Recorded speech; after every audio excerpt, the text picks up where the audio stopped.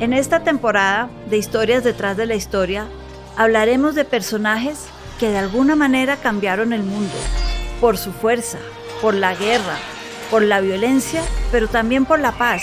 Personajes que nos dieron una nueva manera de entender el mundo y nuestra propia historia.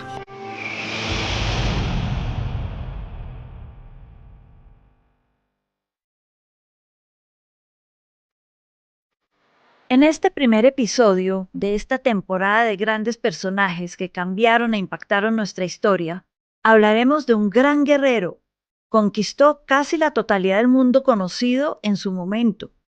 Era un personaje de Macedonia, o como lo conocemos hoy en día, Grecia, y llevó su imperio hasta la India, del Mediterráneo al Océano Índico, y lo hizo todo increíble en 13 años, cuando todavía la mayoría de los recorridos se hacían a pie o a galope, a caballo.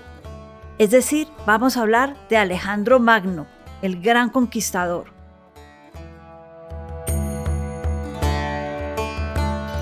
Estamos hablando para referencia del siglo IV a.C. Alejandro Magno era rey de Macedonia y nace en Pela, una ciudad al norte de la península griega. Desde muy joven mostró su capacidad de observar, era un gran observador de fauna, flora y sobre todo de la gente. Le gustaba razonar, mirar todo muy bien y solía sorprender tanto amigos como enemigos con su poder de observación y lo que aprendía. Esto le fue supremamente útil en su vida como guerrero y sobre todo como conquistador.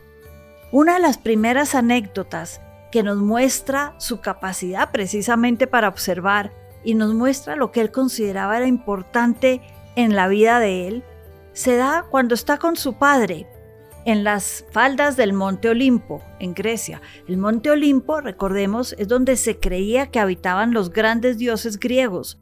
Sobre todo era la casa de Zeus, el gran dios, el dios de los dioses. Y ahí estaban en las faldas de este monte, mirando esta montaña sagrada, cuando apareció un criador de caballos que quería mostrarle al rey Felipe de Macedonia, padre de Alejandro, los caballos. En especial uno que el criador decía era lo mejor que él había criado en toda su vida. Desafortunadamente el caballo era bastante arisco, no se dejó tocar de Felipe ni de sus caballeros, salió corriendo, se asustó, estaba bastante alebrestrado. Y Felipe le dice al criador: lástima, pero ese caballo me gusta, pero no, está como muy difícil de tenerlo, no, ese no. A lo cual Alejandro se voltea y le dice: padre, estás perdiendo un gran animal, ¿solo porque no tienes el coraje para montarlo? ¿O la fuerza para domarlo? ¿O para entablar una relación con él y que te sirva? Estás cometiendo un enorme error. Felipe mira a su hijo, que en ese entonces tenía solo 12 años, y en el fondo le da risa cómo un niñito de 12 años le habla al gran rey de esa manera. Y le dice: ¿puedes hacerlo mejor tú? A lo cual Alejandro contesta: puedo hacerlo mejor que cualquiera. Felipe acepta el reto y le dice: muéstrame, ¿cómo lo harías? Pues resulta que cuando el caballo llegó con el criador, Alejandro se había fijado que el caballo solo se asustaba con su propia sombra. Increíble, cuando al caballo lo ponían detrás del sol y se generaba la sombra del caballo, el caballo se alebrestraba, se ponía muy nervioso. ¿Qué hizo entonces Alejandro? Cogió el caballo y lo puso de frente al sol. Así la sombra estaba a espaldas del caballo y no lo asustaba. Se subió, galopó y fue su amigo de por vida hasta que Bucéfalo, como le puso al caballo, muere en la India, en la gran campaña de Alejandro Magno en la India. Esto nos muestra cómo usaba la capacidad de observar, de razonar, y la usaba para sí mismo. Pero también, les cuento, cuando murió Bucéfalo en la India, fue terrible para Alejandro. Sintió que realmente había perdido a su mejor amigo. La lealtad era otra de las características de Alejandro Magno. Es más, aquí hay que decir que hay otra cosa que le gustaba mucho a Alejandro Magno, de las pocas cosas que podemos contar en 10 minutos de la vida de este hombre que fue realmente grande, y es que le encantaba fundar ciudades. y casi a todas les ponía Alejandría en su propio honor, pero hubo una en la India, en donde hoy está la ciudad de Jhelum, en la provincia de Punjab, que fue precisamente donde murió Bucéfalo, que le puso Bucéfalo a la ciudad en nombre a su caballo, la lealtad de este animal. Y es que, como les decía, a Alejandro le encantaba fundar ciudades. La más famosa es Alejandría en Egipto, localizada al norte de Egipto en un terreno que él consideraba estratégico para su imperio, porque era donde llevaba el delta del Nilo, se unía al Mediterráneo, se veía toda la costa y estaba enfrente a la isla de Faros, que, como su nombre lo indica, faro, era un faro para dirigir los barcos hacia Egipto, el comercio, todo. Le pareció un sitio súper estratégico y allí fundó Alejandría de Egipto, que sería conocida después por tener la biblioteca más importante de todo el Mediterráneo. No solo para Egipto, sino para los romanos cuando Egipto se vuelve parte del Imperio Romano. Como les decía, fundó varias Alejandrías. Está Alejandría de Ariana, en lo que hoy es Afganistán, la ciudad que se conoce como Herat. Y es que Alejandro en Afganistán llegó hasta Kabul, su capital, cruzó las montañas del Hindu Kush cuando nadie las había cruzado en esa dirección. Son las montañas que separan Persia, hoy lo conocemos como Irán, de todo lo que es Pakistán, India, Uzbekistán, Tayikistán y Afganistán, es decir, la frontera de Irán con lo que llamamos Eurasia. Las cruzó Alejandro Magno. Y allí, en Tayikistán, por ejemplo, también fundó una Alejandría más. Y pasó por Samarcand, esa ciudad milenaria que después con la ruta de la seda se volvió famosa y se volvería clave para el comercio. Y es que Alejandro Magno fue precursor también de la globalización, fue precursor del comercio, aunque lo hizo por razones de dominio y poder, porque era un personaje que le gustaba mucho el poder, le gustaba sentirse importante. Otra ciudad en Afganistán, Alejandría en el Cáucaso y Alejandría de Aracosia, donde se fundaría después Kandahar, hoy la segunda ciudad más importante de Afganistán. Muchas ciudades que para él eran importantes, eran su legado, eran dejar su nombre, era como cuando uno escribe de pronto en pequeños lugares, por aquí pasé yo, aquí estuvo Alejandro Magno. Pero bueno, volvemos a ese momento tan duro en la vida, cuando a Alejandro se le muere su caballo. Y resulta que ahí siguió al sur y llegó hasta Islamabad, hoy capital de Pakistán. Y allá tuvo una guerra, por ejemplo, donde le tocó pelear, estamos hablando, acuérdense, del siglo IV a.C., contra elefantes, contra un ejército en que eran todos elefantes, además pintados en los colores de la guerra. Eso debió haber sido una visión extraordinaria.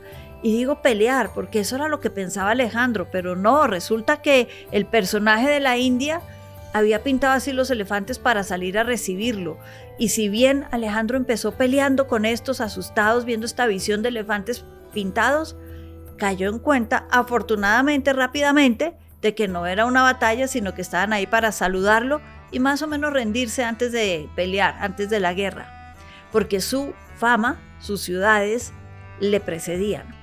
Llegó hasta el Océano Índico, como les cuento, a lo que hoy es Karachi, en Pakistán, y ahí decidió que también quería colonizar ese mar nuevo, el mar Índico, quería ver por dónde iba, y decidió mandar a mando de Nearchus, un gran almirante que viajaba con él del Mediterráneo, unos barcos para que recorrieran la costa. Él iba a ir por tierra, Nearchus por el mar, y se iban a encontrar arriba en Babilonia, lo que hoy en día es Irak. Y así lo hicieron. Para Nearchus fue una verdadera aventura, que le recuerda a uno las aventuras de la Odisea y de Ulises, pero fue por este mar Índico.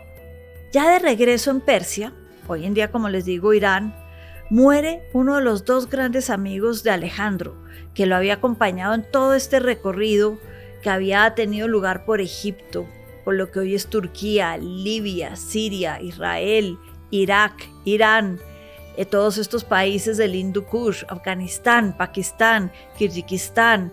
Muere su gran amigo de regreso en Persia, Hefestión. Es que Hefestión, dice la leyenda, que era más que amigo para Alejandro, era también su amante, su amigo de chiquito, su compañero. Hefestión lo era todo. y muere en Persia. A Alejandro esta muerte lo devastó. Duró 8 meses construyéndole toda clase de homenajes, haciéndole toda clase de ofrendas. No se pudo reponer porque muere Alejandro 8 meses después de Hefaistión. Y dicen que seguía planeando al momento de su muerte grandes monumentos para Hefaistión. Y esto que Alejandro había tenido esposas. Había tenido amoríos, por ejemplo, con la esposa del rey de Persia. Cuando conquista Persia y muere Darío III, ya antes de eso Alejandro había tenido a su esposa como amante y había sido su rehén primero. Es decir, no le faltaron amores, no le faltaron mujeres, pero Hefaistión fue el amor de su vida. Y Alejandro muere 8 meses después de Hefaistión, una muerte sobre la que también se han tejido varias leyendas. Mucha gente dice que murió de muerte súbita, una enfermedad como la malaria, que murió envenenado, que realmente quedó en coma cuando se envenenó y de esta muerte súbita, y terminaron enterrándolo vivo porque pensaron que estaba muerto. Pero no, aparentemente murió de muerte natural también en Persia, y él se dio cuenta que estaba enfermo y que iba a morir pronto. Y como él se creía un dios, y acá entonces les cuento que no solamente Zeus para él era importante, él creía que él descendía directamente de Zeus, este dios de los griegos. También cuando conquistó Egipto, se hizo coronar faraón, rey de Egipto, el que podía ser el representante de Ra, del dios Sol en la tierra. Es decir, él sí tenía sus ínfulas de que era un gran dios en esta tierra y tenía mucha confianza en sí mismo. Y dijo, yo no puedo morir como cualquier mortal. Trató, les cuento, de tirarse al río Éufrates, hundirse, y rezaba, dicen, para que no se encontrara su cuerpo y así él pudiera decir el día de mañana, o la gente pudiera decir el día de mañana, desapareció, subió al cielo, subió al Olimpo como los dioses. Pero no, lo encontraron, lo sacaron del río, lo devolvieron y murió tranquilito en una de las tiendas de campaña en Persia donde estaba. Su legado es válido aún hoy. Conquistó el Medio Oriente, India, Eurasia, en una época en, como les decía, se viajaba a pie, y a caballo algunos, pero la mayoría a pie.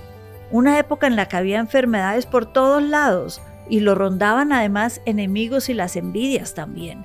Fueron 13 años de batalla y consolidó un gran imperio. Es más, había pensado después de Persia devolverse por el Mediterráneo e ir a ver los romanos que estaban empezando a crecer, a ver qué era ese pueblo y de una vez dominar la península de los romanos. Pero murió antes de tiempo y sobre todo murió antes de dejar un heredero.